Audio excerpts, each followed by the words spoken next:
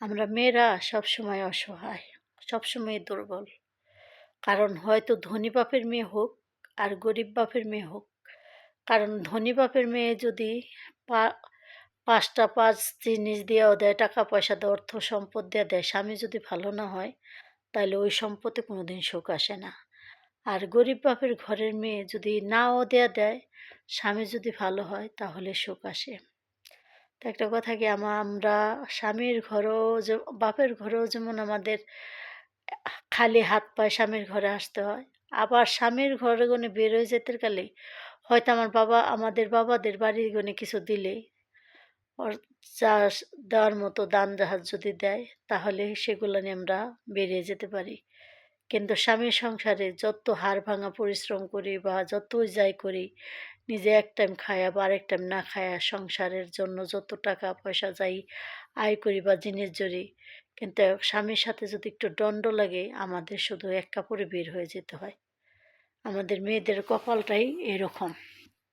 তো একটা কথা কি, হয়তো এখনকার যুগের মেয়েরা তা করে না। কারণ এখনকার যুগের আগের মেয়েরা যেমন বোকা ছিল, স্বামীর সংসারে নিজের সংসার ভাবতো, সব কিছু স্বামীর সংসারই করতো, নিজের জন্য কিছু করতো না। নিজের জন্য ভাবতো যদি স্বামী নিজের, সংসার নিজের, সন্তান নিজের, সব কিছু নিজের। আর এখন মানুষ দিন যত যাইতেছে তত আধুনিক হইতেছে, তত মানুষ আস্তে আস্তে চালাক চতুর হইতেছে। আগের মানুষের মতো কেউ নেই এখন। আমাদের মধ্যে আগে যে মানুষগুলি ছিল তাদের হয়তো স্বামীরা যেমন ৩ কথায় বিয়ে করে আনে, ৩ কথায় আবার ছাইড়া দেয়, খালি হাত পাও নিয়ে যেতে হয়। হনকর যুগের মেয়েরা হয়তো ৩ কথার পরোয়া করে না। পরোয়া করে না কারণ তারা হয়তো যে কোনো একটা কাজ, হয়তো টেলার্সের কাজ করে, হলো বাড়িতে কেতা সেলাইয়ের কাজ করে, মানে একটা না একটা বিজনেস নিয়ে কাজ করতেই থাকে বা করতে থাকে। হনকর মেয়েদের জন্য অনেক অনেক ভালো লাগে যে এক এক সময় এক একটা ভিডিও দেখি যে অনেক মেয়েরা নিজেরা স্বাবলম্বী হইতেছে বা নিজেরা নিজের পায়ে দাঁড়াইতেছে, স্বামীর উপরে নির্ভর করে না, বাবা ভাইয়ের উপরে নির্ভর করে না। কিন্তু এই যে জিনিসগুলো যদি আমরা আগে বুঝতাম বা আগে করতাম তাহলে হয়তো আমরা কিছু কিছু সময়ের সাথে তাল মিলিয়ে চলতে পারতাম। হয়তো এখনকার মেয়েরা যতটা বুদ্ধিমতী, লেখাপড়া শিখে কাজকর্ম করে নিজেদের মতো নিজেরা নিজের সংসারটাকে সুন্দরভাবে গুছাইতে পারে। আগের মেয়েদের সংসার বলতেই ছিল স্বামী, সংসার বলতেই ছিল সন্তান। একটা মেয়ের আগের সংসার ছিল কি, বছর বছর একটি করে সন্তান জন্ম দেওয়া, আর স্বামীর সংসারে ভাই বোন ননদ ননাস শাশুড়ি দেবর এগুলির অত্যাচার।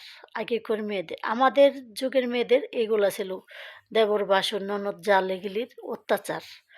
যে আগে আসতো তার অত্যাচার সইতে হইতো শাশুড়ি সবার। আর এখনকার মেয়েরা কারো পরও করে না, কারণ তারা বিয়ের আগে থেকেই পড়ালেখা শিখে স্বাবলম্বী হয়ে যায়। আর তারা তাদের নিজের পায়ে দাঁড়িয়ে শ্বশুরবাড়িতে যায়, মাথা উঁচু করে বাঁচতে পারে, মাথা উঁচু করে চলতে পারে।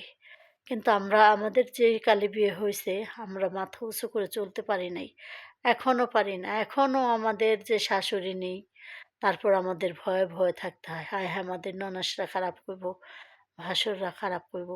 কিন্তু আমাদের যুগগুলি যেভাবে গেছে, তা আল্লাহর কাছে দোয়া করি আমাদের মতো যুগ যাদের গেছে তারা তো জানে যে তাদের উপর দিয়ে কত ঝড় তুফান কত কিছু গেছে।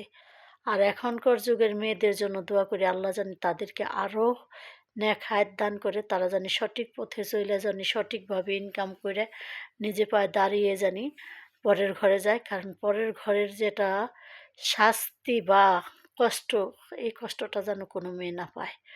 তবে আমার ভিডিওটা যদি আপনাদের কাছে ভালো লাগে তাহলে লাইক কমেন্ট শেয়ার করবেন। কারণ কষ্ট, ঘরপোড়া মানুষ তো হয়তো ঘরপোড়া ভিডিওগুলি করি, আপনাদের সাথে করার মতো আমার কিছুই নেই। তবে ঘরে বসে বসে যতটুক কথার মাধ্যমে বা এর মাধ্যমে কই, তো যদি ভালো লাগে লাইক কমেন্ট শেয়ার করবেন, নতুন হলে সাবস্ক্রাইব করবেন। হয়তো প্রবাসী বোনটার পাশে থাইকা দেখবেন যে বোনটা একটু এগিয়ে যেতে পারে কিনা। তো ভালো থাকবেন। আসসালামু আলাইকুম, আল্লাহ হাফেজ, বাই বাই।